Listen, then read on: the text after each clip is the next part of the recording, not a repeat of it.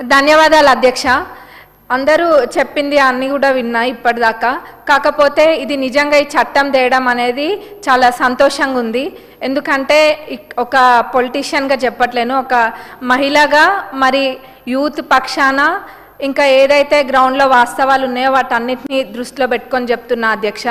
ఇవాళ రేపు ఉన్న పరిస్థితులలో సోషల్ మీడియా వేదికగా, అది ట్విట్టర్ అయినా, ఫేస్బుక్ అయినా, ఇన్స్టాగ్రామ్ అయినా, వాట్సాప్లో అయినా కానీ ఎంత అసభ్యంగా పెడుతున్నారంటే అది ఎవరు అంటే కుటుంబ సభ్యులు ఎవరు కూడా దాన్ని చూసే విధంగా లేదు. అది ఎవరి గురించి అయినా కానివ్వండి, అంటే ఉత్త పొలిటికల్గా ఉన్న వాళ్ళదే కాదు, నార్మల్గా ఊర్లలో ఉన్న వాట్సాప్ గ్రూప్లలో కూడా వాళ్ళు అర్ధరాత్రి 12-1 దాకా కూడా ఇవన్నీ మెసేజెస్ పెట్టుకుంటూ ఉంటారు. అంటే అదేదో కక్షలు ఏదో గట్టు పంచాయతీలో లేకపోతే వాళ్ళ కుటుంబాలకు పంచాయతీలు ఉన్న తీరుగా అన్నీ కూడా మెసేజ్లు చాలా వల్గర్గా పెట్టుకుంటారు. ఇప్పుడు ఏదైనా నచ్చకపోతే దాన్ని విమర్శించడం వేరు, కానీ ఒక వల్గారిటీ తోటి దాన్ని వాళ్ళు పెట్టే మెసేజ్లు అనేది ఆ కుటుంబాలు చూసినా లేకపోతే పర్సనల్గా ఆ మనుషులు చూసినా కానీ వాళ్ళు చాలామంది అందరు ఒకటేలాగా ఉండరు, అందరు దాన్ని రిసీవ్ చేసుకునేవే ఒకటేలాగా ఉండదు. కొంతమంది చాలా సున్నితంగా ఉంటారు. అట్లాంటి వాళ్ళందరూ కూడా కొన్ని చర్యలు అంటే చేపడుతూ ఉంటారు. అవన్నీ ఇప్పుడు చట్టం కఠినంగా ఉంటేనే ఏదైనా తప్పు చేసే వాళ్ళు భయపడతారు. ఇప్పుడు ఏమైపోతుందంటే సోషల్ మీడియాలో ఎంత అంటే ఇందాక అన్నారు స్కైజ్ లిమిట్ అన్నట్టుగా అయిపోతుంది. అంటే ఏదైనా మాట్లాడచ్చు, ఏదైనా చేయొచ్చు, ఒకటి ఇట్లా కాల్చి వాళ్ళ మీద వేయచ్చు, గుడ్డ కాల్చి మీద వేయచ్చు అన్న విధంగా మాట్లాడుతున్నారు. అది చాలా బాధాకరము. ముఖ్యంగా నేను ఒక సందర్భంలో అనుకున్నా, అంటే అందరు అన్ని అంశాలు కవర్ చేసిండ్రు, కానీ మహిళల గురించి ఒకటి ప్రత్యేకంగా మాట్లాడాలనుకుంటున్నా. మహిళలు ఏదైనా బయటకు రావాలంటేనే ఇవాళ రేపు అన్ని రంగాలలో మహిళలు ఉన్నారు, కానీ బయటకు వచ్చిండ్రు అంటేనే ఎన్నో ఎదుర్కొని వాళ్ళు బయటకు వచ్చి వర్క్ ప్లేస్లలో అయినా కానివ్వండి, లేకపోతే పొలిటీషియన్స్గా కానివ్వండి, డాక్టర్స్కి అయినా, అడ్వకేట్స్కైనా అన్నిట్లో మహిళలు ముందుకు వచ్చిండ్రు అని అంటే ఇప్పటికీ ఎంత అడ్వాన్స్గా మనం ఉన్నా కానీ ఏదో ఒకటి ఇబ్బంది అనేది ప్రతి మహిళకు ఉంటుంది.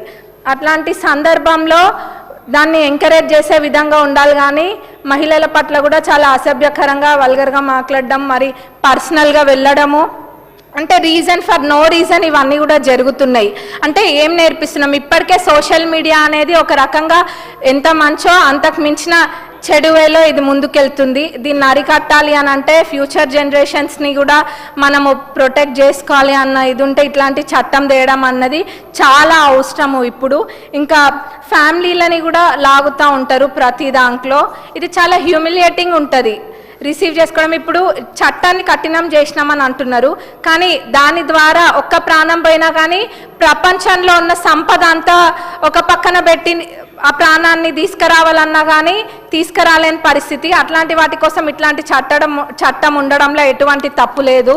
ఇంకా అదే కాదు, మనం చూస్తున్నాము ఇప్పుడు ఛానల్స్, మీడియా ఛానల్స్ ఇవన్నీ కూడా ఎంత అంటే ఇప్పుడు నిజాలు చెప్పిన దానికన్నా కూడా ఎంటర్టైనింగ్ అనో లేకపోతే మంచి కన్నా కూడా చెడు తొందరగా వ్యాపిస్తుంది. ఇవాళ రేపు మన నిజాలు వాకిటి దాటక ముందే అబద్ధాలు ప్రపంచాన్ని జుట్టేస్తున్నాయి. ఇవన్నీ కూడా అందరం చూస్తున్నాము.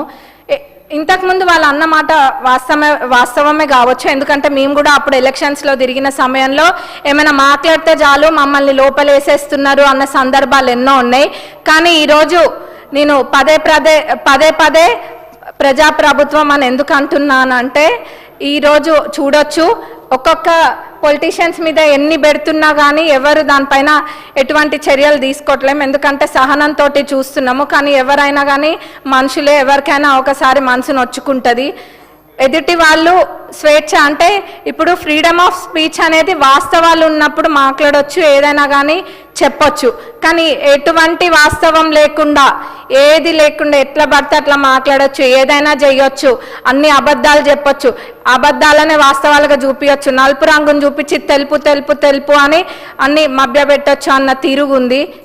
కాబట్టి దీన్ని ఖచ్చితంగా ముందుకు తీసుకెళ్ళాలి. మొన్ననే మనం చూసినాము, అసెంబ్లీలో కూడా చూసినాము, అంటే ఎటు దారి తీస్తున్నాయి ఇవన్నీ కూడా అని.